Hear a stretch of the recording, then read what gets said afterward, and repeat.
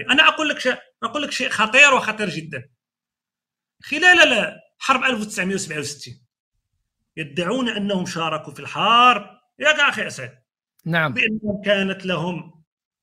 كانت لهم يعني مشاركه فعاله في حرب الرمال، في حرب 1967. حرب 67 لم يشاركوا فيها، بل انكى والامر انهم استأذنوا من دوغول للمشاركه في سنه 1967 في حرب 67. يعني للمشاركه ذهبوا يستأذنون من دوغول. قل لي الدليل.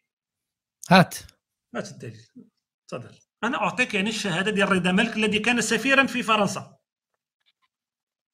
اصبر وما صبرك الا بالله.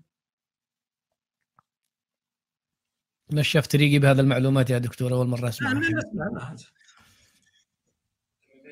القلائل الذي استقبلهم الجنرال شارل ديغول، ماذا قال لكم الجنرال؟ ماذا قلتم له خلال تلك اللقاءات؟ هذيك اللقاء كنت الوحيد، ما كانش، كنت السفير الوحيد اللي استقبلوا ديغول في هذيك الايام تاع الحرب.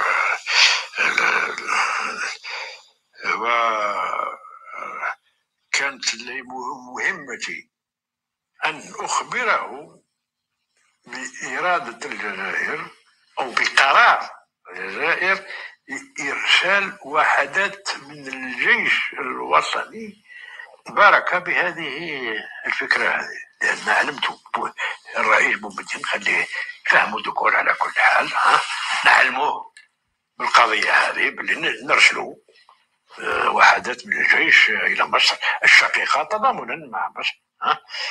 فكان ديغول. سمعت اخي اسد؟ نعم